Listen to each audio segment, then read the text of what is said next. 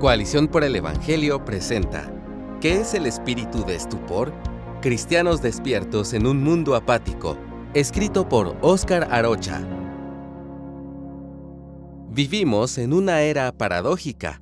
Nunca antes se había hablado tanto del Evangelio, con prédicas resonando en iglesias, auditorios, redes sociales y plataformas digitales. Sin embargo, el corazón humano parece más frío que nunca, atrapado en una apatía espiritual que la Escritura describe con una frase inquietante en Romanos 11:8. Dios les dio espíritu de estupor, ojos para no ver y oídos para no oír. Esta condición no es física, sino que es una incapacidad espiritual para discernir las verdades eternas, un adormecimiento del entendimiento que sume a la humanidad en una complacencia peligrosa. Pero, ¿qué significa este juicio divino? ¿Y cómo los cristianos podemos responder a él en un mundo que se precipita hacia su fin? El espíritu de estupor y el adormecimiento espiritual no es un fenómeno nuevo en la historia humana, pero su prevalencia en los últimos días será abrumadora. Lee Mateo 24:12.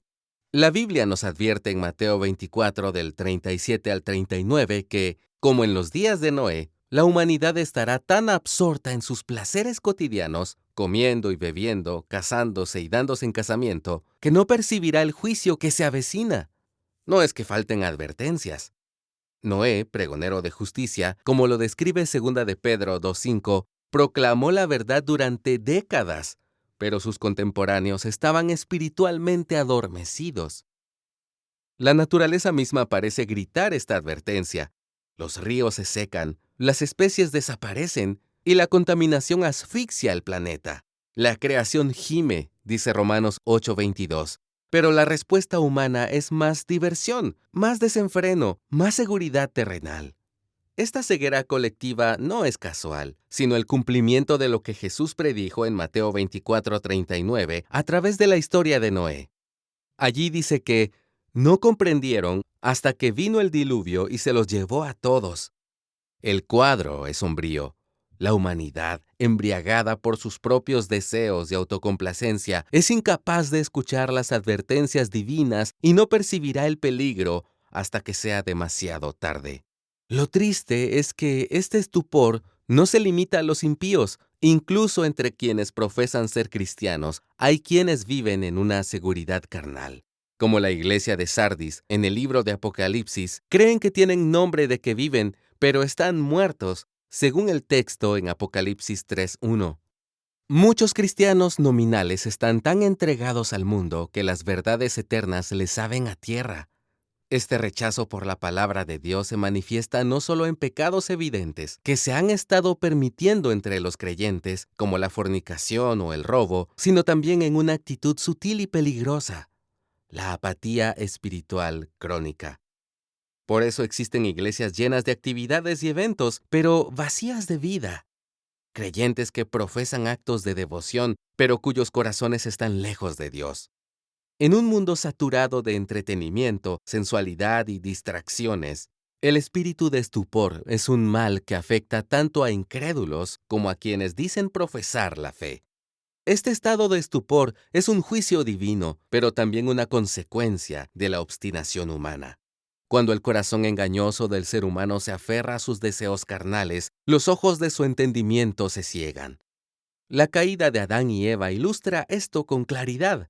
En Génesis 3:6 dice que la mujer vio que el árbol era bueno para comer y que era agradable a los ojos.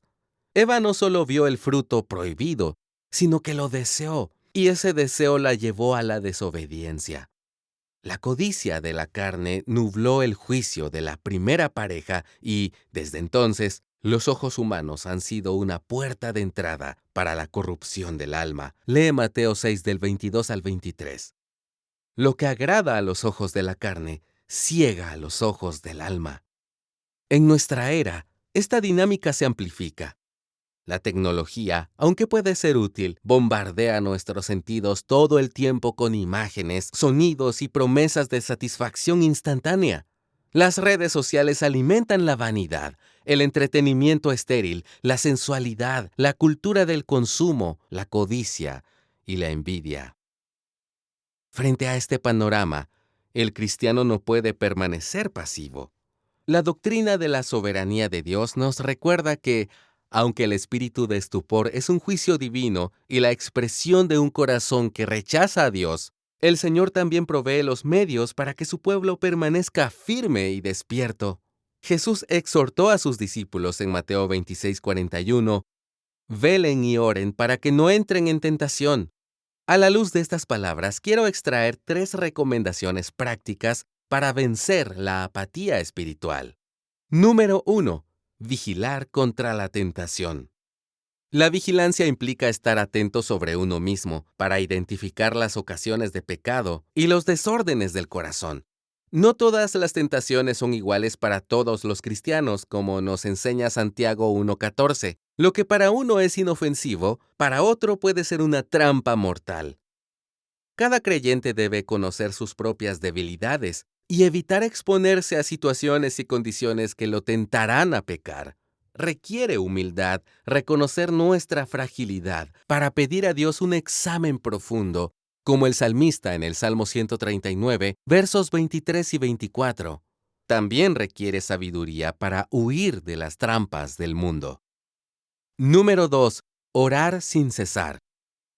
La oración es el antídoto contra el orgullo y la autoconfianza que nos impide ver que somos débiles. Por eso Jesús nos enseñó a clamar en Mateo 6:13, «No nos dejes caer en tentación, sino líbranos del mal».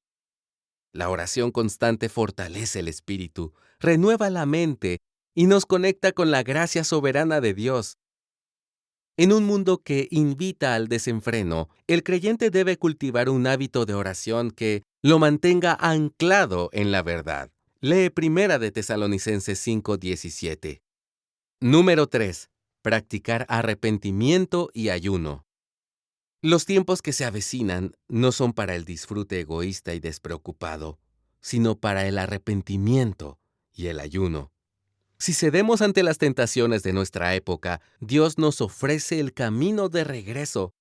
El arrepentimiento es el remedio divino contra el pecado, una actitud del corazón que reconoce la santidad de Dios y la gravedad de nuestra rebelión. El ayuno, por su parte, nos ayuda a someter la carne y a buscar el favor de Dios con mayor intensidad. En un mundo inundado de tentaciones, estas disciplinas espirituales son esenciales para alimentarnos de la palabra de vida. Cuando el panorama es sombrío, la palabra de Dios nos ofrece una esperanza inquebrantable. Dios no ha abandonado a su pueblo, así como preservó a Noé y su familia en medio del diluvio. Él guardará a sus elegidos hasta el fin. La promesa de Cristo en Mateo 16:18 es clara. Las puertas del Hades no prevalecerán contra su iglesia. En medio del estupor generalizado, Dios está despertando a un remanente fiel que vela, ora y vive para su gloria. El fin del mundo se acerca, pero también la gloriosa aparición de nuestro Salvador. Mientras el mundo se hunde en su ceguera, los redimidos son llamados, en pasajes como Filipenses 2:15, a brillar como luminares en la oscuridad. Este no es un tiempo para la autocomplacencia, sino para la acción. Es tiempo para arrepentirnos, orar, velar y proclamar el Evangelio con urgencia. Que los últimos tiempos no nos encuentren dormidos, sino alertas, esperando con gozo la venida del Hijo del Hombre. El espíritu de estupor nos recuerda la debilidad del corazón humano, pero la gracia de Dios nos capacita para vivir con los ojos abiertos.